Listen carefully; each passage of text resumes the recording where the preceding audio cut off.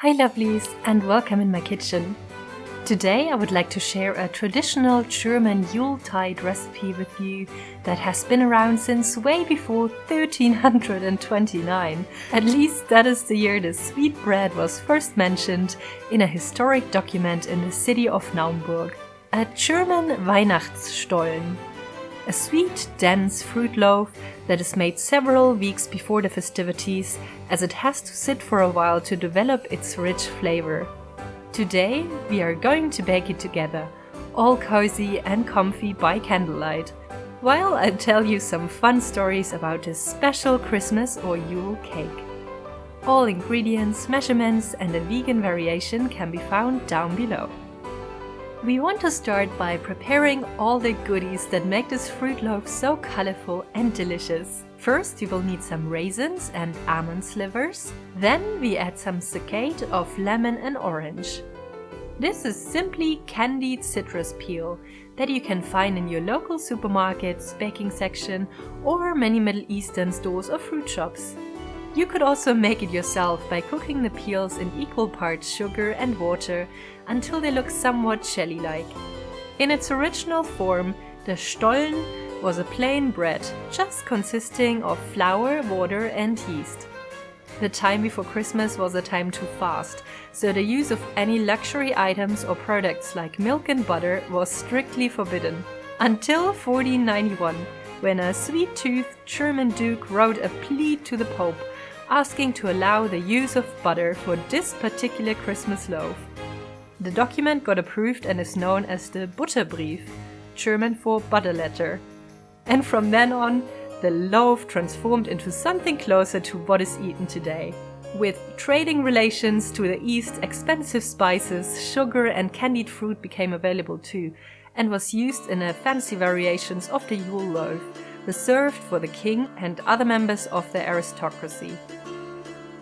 Now we want to add some fresh lemon zest to the mixture, making sure the lemons we use are organic and untreated on the outside. And then we can give this mixture a little stir, before we get it even more dizzy by drenching it in good quality brown rum. If you do this the night before your baking endeavors, the rum really has time to infuse into the dried fruit, which will really give your cake a wonderful, flavorful aroma. Then we cover it and let it sit for a while we make the dough. By the way, there are many variations of this loaf, as you can also make it plain, with marzipan, nut or poppyseed filling. So if you're not big on dried fruit, you have options.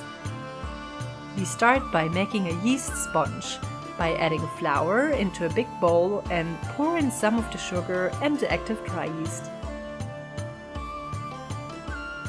If you're using fresh baker's yeast, be sure to use 3 times the amount of yeast. And then we add in some warm milk, so it can all react and grow. We want to make sure that the milk is at a slightly warm temperature, just like baby bottle. This is important because lady yeast tends to quickly catch a cold. After combining it slightly with a fork, cover it with a dish towel and let it sit in a warm spot for about 15 minutes. Maybe next to the open fire. And while we are cozy sitting here, let me tell you another little fun bit of history. In the agricultural traditions, as well as religious festivities in southern Germany and close by regions, we have many Gebildbrote. The word means shaped bread and describes various sweet and savory baked goods traditionally made on specific holidays of the year.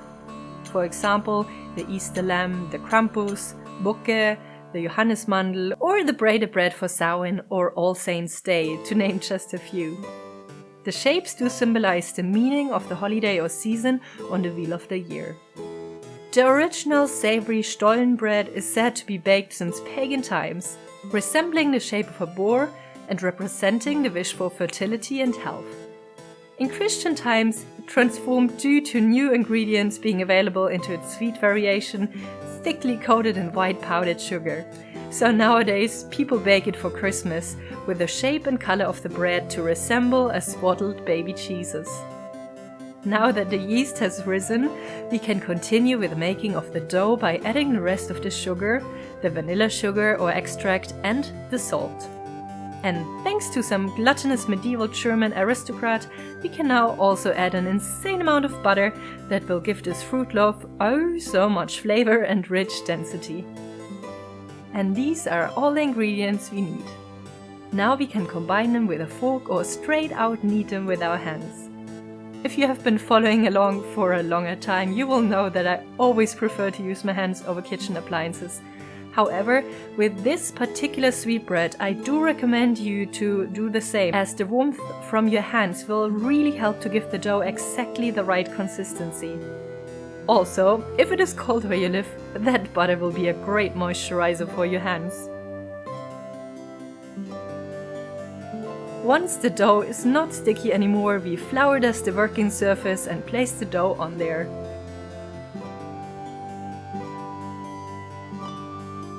Kneading and stretching it into a flat disc.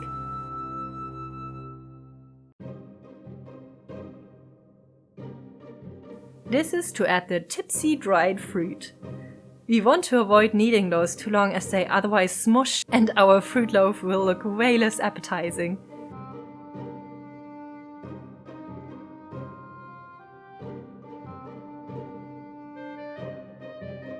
So we just sprinkle them on top on a stretched out dough and then fold the dough a couple of times until they are more or less equally distributed throughout. By the way, with Germany having a rich and proud culture in baking, making homemade baked goods is still an important part of German customs today. In the eastern parts of Germany, it used to be a tradition to bring your homemade Stollen dough to the bakery together with a little metal plate inscribed with your family name, the so-called Stollenschild, to be stuck into the dough. The baker would then bake all the sweet loaves of the villages in a big oven, each made after their very own family recipe.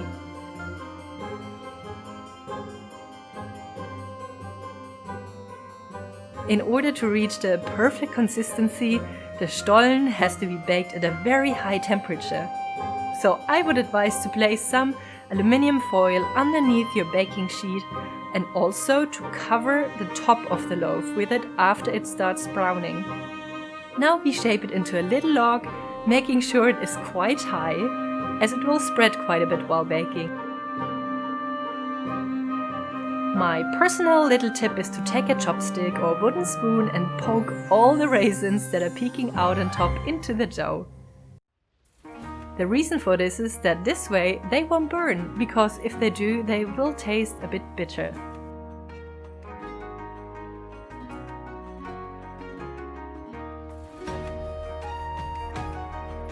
This now goes in a preheated oven at 220 degrees Celsius or 430 degrees Fahrenheit for about an hour. It is quite important that it bakes long enough and loses most of the moisture in order to be stored for that long of a time. Now traditionally you would coat it with butter, let it cool down completely, thickly coat it with powdered sugar and then wrap it into aluminum foil to store it in a cool place for 2 to 4 weeks. So the aroma can really intensify. But for the sake of this video, and also because it smelled amazing and I just couldn't help myself, I did cut it and had a little bite. Absolutely delicious, sweet and a perfect Yuletide snack to have with a cup of tea, hot cocoa or some mulled wine. Are there any recipes that you enjoy making for the holidays? Let me know in the comments down below.